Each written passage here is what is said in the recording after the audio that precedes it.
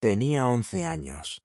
Estaba parada frente a millones de personas en todo el mundo, con la voz temblando y los ojos rojos de tanto llorar, y dijo 7 palabras que nadie olvidó. Daddy has been the best father you could ever imagine. Era el 7 de julio de 2009, el funeral de Michael Jackson, y esa niña, que hasta ese día el mundo apenas había visto de reojo detrás de una máscara, eligió ese momento para hablar, para defenderse, para defender a su...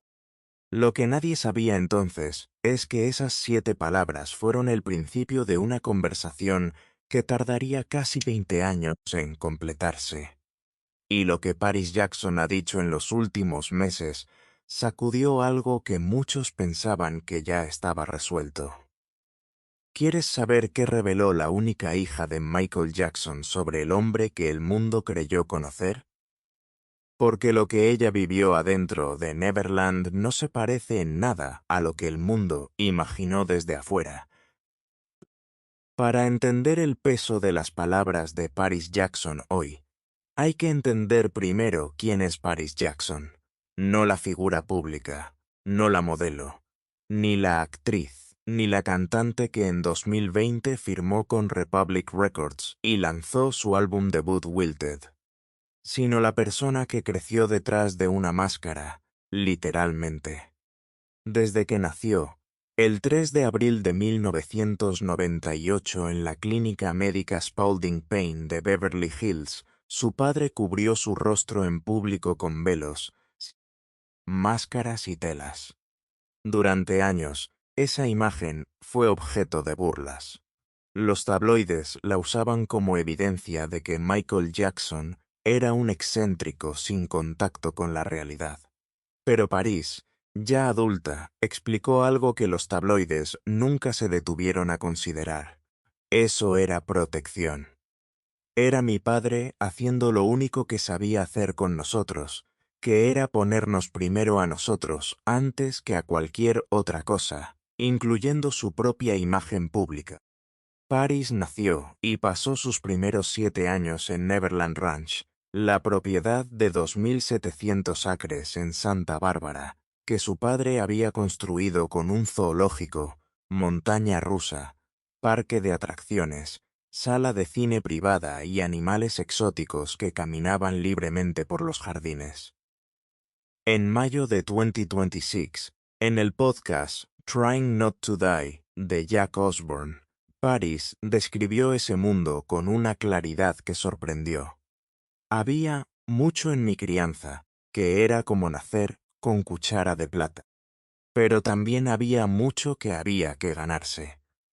Su padre le exigía leer 5 libros antes de comprarle 5 juguetes. Le hacía exámenes sobre lo que había leído.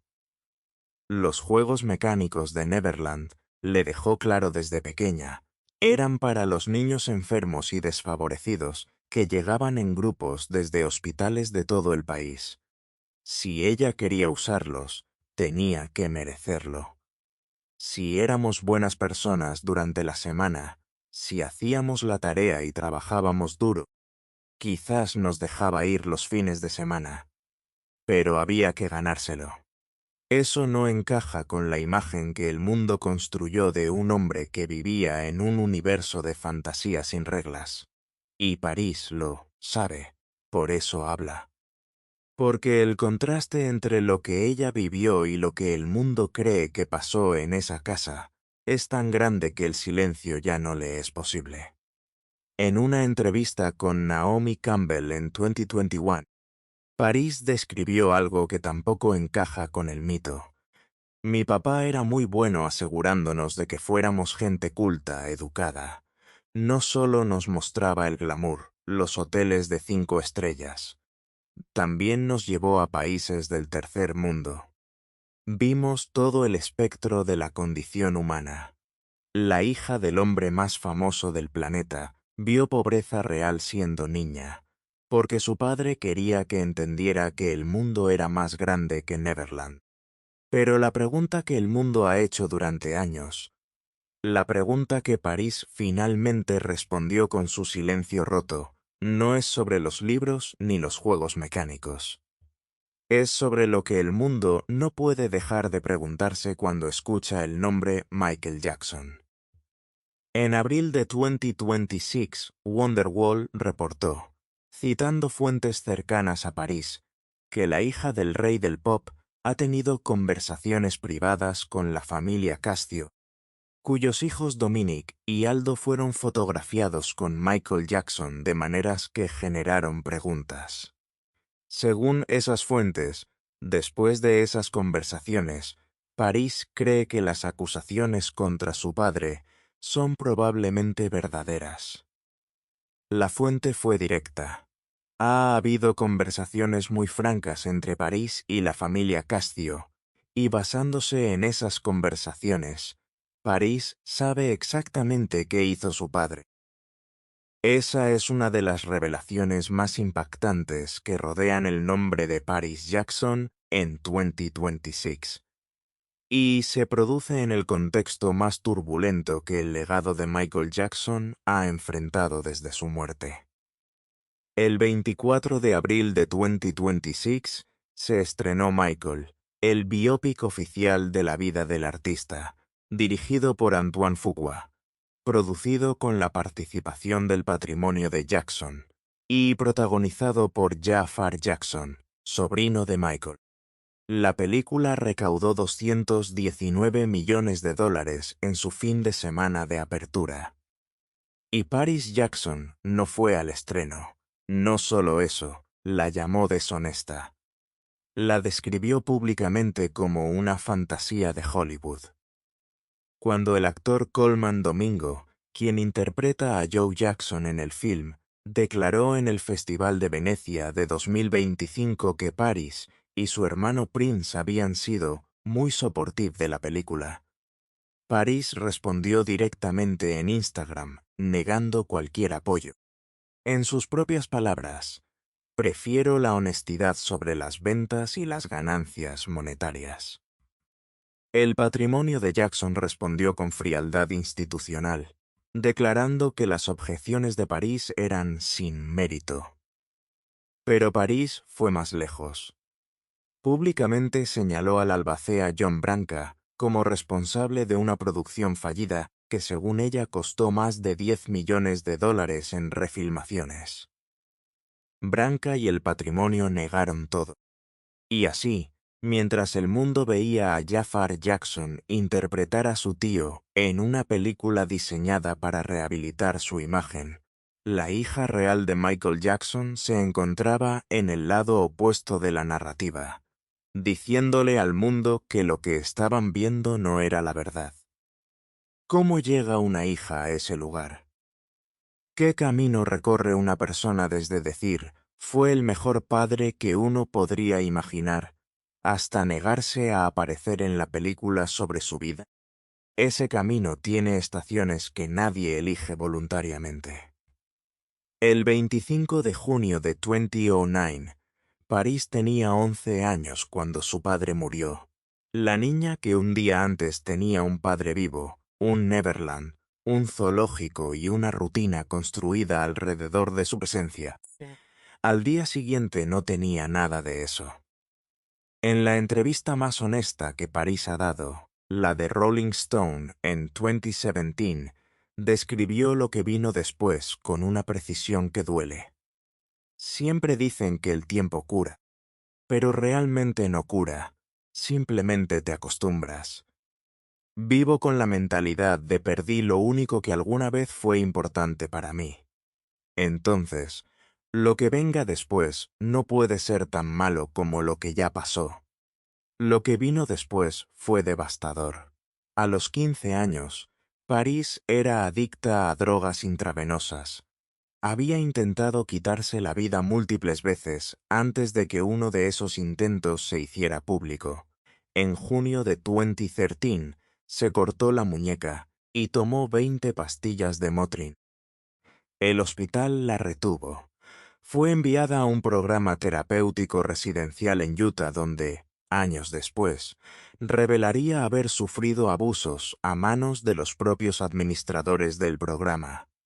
Emergió de esa experiencia con un diagnóstico de PTSD y una lista de heridas que tardarían una década en empezar a procesarse. A los 27 años, tiene más de 50 tatuajes en el cuerpo. 9 estaban dedicados a su padre. Algunos de esos tatuajes ya no están. Uno de ellos era el logo de las iniciales de Michael Jackson, que llevaba en el dedo desde 2016. Lo borró. Otro era el rostro de su padre tomado de la portada del álbum Dangerous, tatuado en el brazo. Tiene sobre él, según reportes, una cicatriz prominente. Los fans de Michael Jackson interpretaron esas decisiones como señales, como evidencia de un distanciamiento que va más allá de lo artístico o lo comercial. Y en ese contexto llegan los reportes de abril de 2026 sobre sus conversaciones con la familia Castillo. Es importante decir lo que esos reportes no dicen. No hay una declaración pública de Paris Jackson acusando a su padre. No hay una entrevista. No hay un comunicado firmado. No hay una aparición en cámara donde Paris diga esas palabras.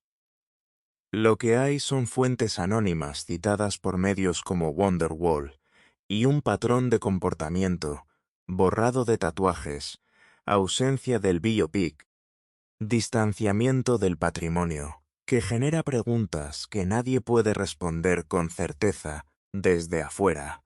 Lo que sí existe, en sus propias palabras documentadas, es una tensión entre la hija que ama a su padre y la persona que prefiere la honestidad a la narrativa comercial. Cuando le preguntaron en el podcast de Jack Osbourne qué sintió al crecer con un padre tan famoso, Paris respondió con una frase que resume toda su complejidad. Creo que esa es la pregunta más tonta del mundo. No conocí otra cosa. Para ella, su padre era simplemente su padre. Le leía a Light in the Attic antes de dormir. Le enseñaba que era negra y que debía estar orgullosa de sus raíces. Le decía que mirara al mundo con curiosidad y no con miedo. La palabra que ella usó para describirlo no fue ícono ni leyenda, fue best friend, mi mejor amigo. Pero ese mejor amigo también tenía una vida que ella no vio completamente. Había un mundo fuera de las habitaciones donde él le leía cuentos, un mundo de acusaciones que comenzaron en 1993, cuando Jordan Chandler tenía 13 años, y su familia presentó cargos que sacudieron los cimientos de la industria musical. Un mundo donde en 2003, mientras Paris tenía 5 años y jugaba en Neverland, su padre fue arrestado y acusado de 7 cargos de abuso sexual. Un mundo donde Wade Robson y James Safechuck, quienes estuvieron en esa misma casa durante la infancia de Paris, describieron años de abuso sistemático en el documental Living Neverland en 2019. El patrimonio de Jackson negó todo. Lo sigue negando. El juicio de Robson y Safechuck contra las empresas de Jackson, inicialmente programado para 2026, ahora se espera para 2027, según los últimos reportes del Hollywood Reporter. Paris tenía 21 años cuando Living Neverland se estrenó en Sundance en enero de 2019. En Twitter escribió entonces que no estaba teniendo ninguna crisis, que no estaba colapsando, que los medios mentían sobre su estado, pero ese mismo año ingresó a un centro de salud mental. No habló de la película directamente durante meses, y cuando finalmente habló, eligió sus palabras con la precisión de alguien que sabe exactamente el peso de cada una de ellas. En Red Table Talk en 2021, le dijo a su amiga Willow Smith que sufría PTSD como resultado de años siendo perseguida por paparazzi desde los 11 años, que su salud mental había mejorado, que la música, las afirmaciones y la terapia la habían ayudado. Fue honesta sobre su fragilidad sin dramatizarla. Y fue completamente silenciosa sobre Leaving Neverland. Ese silencio estratégico terminó en 2026. No con una gran declaración. No con una conferencia de prensa, sino con pequeñas fisuras en la narrativa que ella había sostenido públicamente durante años. El biopic que rechazó, los tatuajes que borró, las conversaciones con la familia Cascio, que las fuentes describen como transformadoras, y una frase que dejó caer en una entrevista reciente con una naturalidad que resultó más contundente que cualquier discurso. No me siento en deuda con nadie para contar nada. Eso ha cambiado. Ya no siento que debo compartir todo. Eso ha cambiado drásticamente en los últimos años, porque no creo que ninguno de nosotros le deba algo a nadie. ¿Qué significa ese cambio? Puede significar muchas cosas. Puede significar que Paris Jackson está procesando una verdad que no encaja en ninguna narrativa simple, ni en la del monstruo, ni en la del mártir. Puede significar que una mujer de 28 años está aprendiendo a separar al padre que la amó de la persona que el mundo está juzgando. Puede significar que el silencio ya no le protege de la misma manera que le protegió cuando tenía 11 años y solo quería que la gente supiera que su padre era bueno. Puede significar todo eso al mismo tiempo. Lo que es indiscutible es esto. Paris Jackson es la única persona viva que creció dentro del misterio, que desayunó con el hombre que el mundo lleva décadas debatiendo, que lo vio sin el guante, sin el moonwalk, sin la capa de mito que lo cubre todo. Y lo que ella está diciendo ahora, entre líneas y con cuidado, es que la verdad sobre su padre es más complicada de lo que su patrimonio está dispuesto a admitir en una película de 219 millones de dólares. Y más complicada también de lo que sus fans, que la han atacado en redes sociales cada vez que se ha alejado del relato oficial, están dispuestos a aceptar. Hay algo que Paris dijo en la entrevista de Rolling Stone de 2017 que todavía resuena con una claridad perturbadora. Nadie, excepto mis hermanos y yo, lo experimentó como padre. Y si lo hubieran hecho, la percepción de él cambiaría completa y para siempre. Esas palabras fueron pronunciadas cuando Paris todavía lo defendía públicamente sin ambigüedad. Hoy, en 2026, ya no está segura de querer seguir siendo la guardiana de esa percepción. No porque no amara a su padre, sino porque amarlo no significa proteger una versión de él que, según ella misma, está construida sobre la deshonestidad. Y quizás eso sea lo más humano de esta historia. Que una hija pueda sostener dos verdades al mismo tiempo. Que su padre fue el mejor amigo que tuvo en su infancia, y que ese mismo hombre puede haber hecho cosas que ella no puede defender, que el amor no cancela la realidad, y que la realidad no cancela el amor. Esa tensión no se resuelve en un documental, ni en un biopic, ni en una declaración de prensa. Se vive, en silencio primero, y luego, cuando ya no se puede más, en voz alta. Aunque cueste todo lo que tienes,